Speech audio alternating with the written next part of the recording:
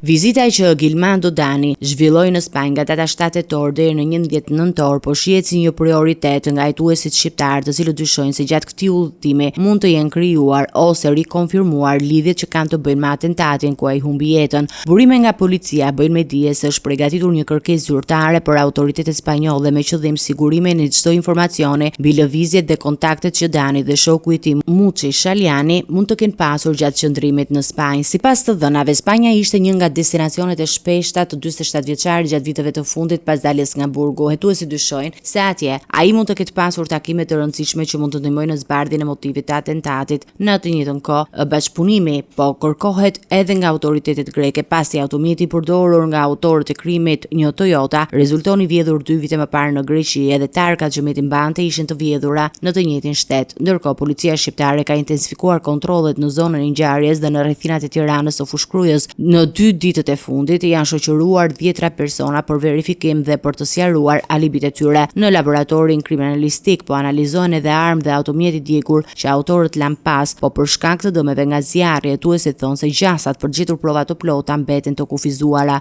Megjithatë, burimet pranë grupit hetimor bëjnë me dije se çdo detaj po verifikohet me kujdes, ndërsa pista e hetimit mbeten të hapura duke përfshirë konflikte të vjetra dhe prapaskena të mundshme jashtë vendit.